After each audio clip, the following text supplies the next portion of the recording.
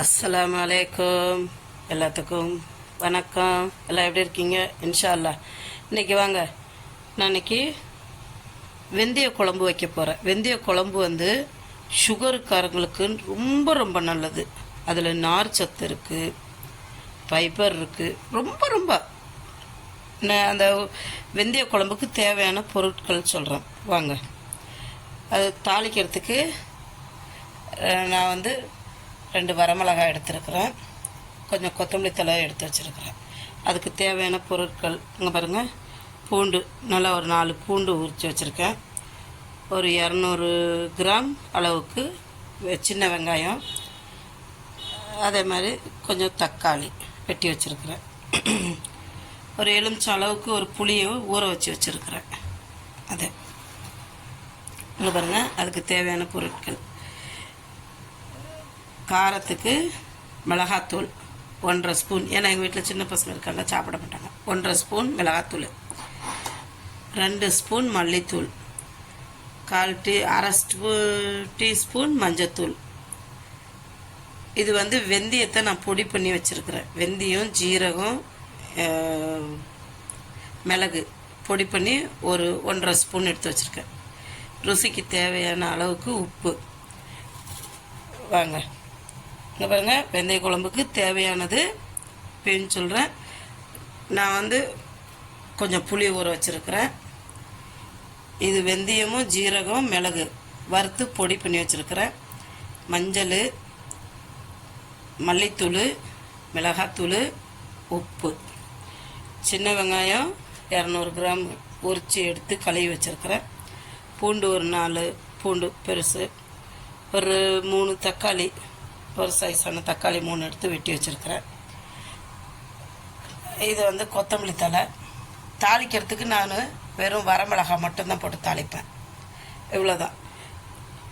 இந்த குழம்பு செஞ்சுட்டு நீங்கள் வார கணக்கில் வச்சுருந்து சாப்பிட்டாலே ஒன்றும் ஆகாது. உடம்புக்கு அவ்வளோ நல்லது. பிஸ்மில்லா. நான் ஃபுல் டீட்டெயில்ஸ் நான் கொடுத்துருக்குறேன். இனி நான் தாளிக்கிறேன் வாங்க. இந்த சாப்பாடு வந்துக்கிட்டு இருக்குது.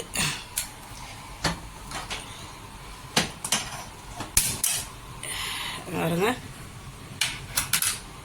எண்ணெய் தாளிக்கிறதுக்கு வச்சுட்டேன். அதில் நான் வரமிளகாய் போடுறேன். வரமிளகாய் போட்ட கையோட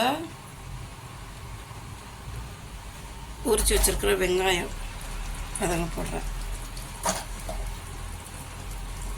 ஏன்னா இந்த குழம்புக்கு சின்ன வெங்காயமும் பூண்டும் தான் நிறையா வேணும். வெந்தய குழம்புக்கு அவ்வளோ நல்லது உடம்புக்கு.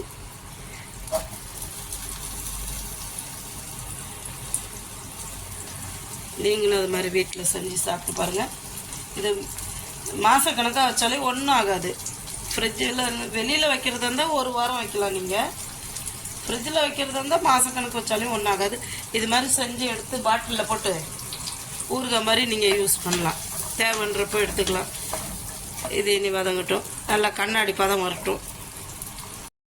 வாங்க பாருங்க, தக்காளி எல்லாம் நல்லா கனிஞ்சு வந்துருச்சு. இப்போது இந்த ஸ்டேஜில் தக்காளி, வெங்காயம் இதெல்லாம் நல்லா கனிஞ்சு வந்த பிற்பாடு நம்ம இதில் எல்லாம் பாருங்க எடுத்து வச்சுருக்கிற மஞ்சத்தூள் போட்டேன். மிளகாத்தூளும் மல்லித்தூளும் போட போகிறேன். வெந்தயத்தை எடுத்து வெந்தயம் வந்து கடைசியாக தான் போடணும். கொஞ்சோண்டு போட்டுட்டேன் டேஸ்ட்டுக்கு. மீதி கொஞ்சம் எடுத்து வச்சுருக்கிறேன். இதெல்லாம் இப்போ நம்ம மிளகாத்தூள் அந்த பச்சை வாடை போகணும். பச்சை வாடை போன பிறகு தான் நான் வந்து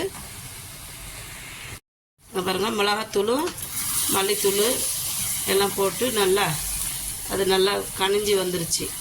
இப்போ இந்த ஸ்டேஜில் நான் வந்து புளியை கரைச்சி ஊற்றணும். புளியை கரைச்சி ஊற்றின பிற்பாடு தான் நம்ம வந்து கடைசியாக தான் வெந்தயத்தூளை போடணும். இதில் எவ்வளோ நன்மைகள் இருக்குது தெரியுங்களா? சுகர்காரங்களுக்கு ரொம்ப இது ஆகும். பால் கொடுக்குறவங்களுக்கு ரொம்ப நல்லது. அப்புறம் உடம்பு குறைக்கணுன்றவங்களுக்கும் ரொம்ப நல்லது. ஏன்னா இந்த வெந்தயத்தில் வந்து நம்ம உடம்புல உள்ள கொழுப்பை கரைக்கக்கூடிய நார் சத்தும் இருக்குது, நம்ம உடம்புக்கு தேவையான மாவு சத்தும் இருக்குது.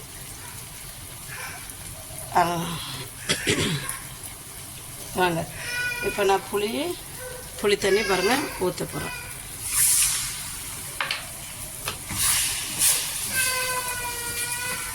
பண்ண பக்கத்தில் பாத்திரம் வருது, பாத்திரத்தை கையை வச்சு இழுத்து விட்டான், பாத்திரம் கீழே விழுவும், பயந்துட்டோம். வாங்க பாருங்க, குழம்பு ரெடி ஆயிடுச்சு. இப்போ எண்ணெய் கசியுது. இன்னும் கொஞ்சம் வத்த விட்டுட்டு நீங்கள் என்ன பண்ணுங்கள், தேங்காய் அரைச்சி தேங்காய் பால் விட்டு இறக்கிடுங்க. இப்போ உப்பு பார்த்துக்கோங்க, தேவையான அளவு உப்பு மட்டும் பார்த்தா போதும்.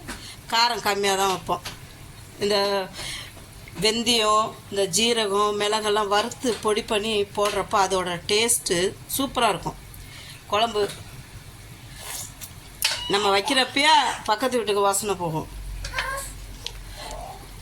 பிடிச்சிருந்தா ஷேர் பண்ணுங்கள், சப்ஸ்கிரைப் பண்ணுங்கள், மறந்துடாதீங்க. மிக்சிங் சேனல் உங்கள் சேனல், லைக் பண்ணுங்கள். இங்கே பாருங்கள், அவனை தூக்க சொல்லி என்ன அடம் பண்ணிக்கிட்டு இருக்கிறான்னு. வா, இந்த வெந்தய குழம்பு எல்லாத்துக்குமே உடம்புக்கு அவ்வளோ நல்லது. பிஸ்மில்லா, நீங்களும் செஞ்சு சாப்பிட்டு பாருங்கள். நான் ஒரு இதுக்கும் நான் ரெண்டு வாட்டி நான் ரிப்ளை பண்ணுவேன். ஏன்னா ஒரு வாட்டி கவனிக்கலனாலும் இன்னொரு வாட்டி கவனிப்பாங்கன்னு சொல்லி தான். நீங்கள் சாப்பிட்றப்ப கொஞ்சம் நெய் மட்டும் விட்டு சாப்பிட்டு பாருங்கள், சூப்பராக இருக்கும்.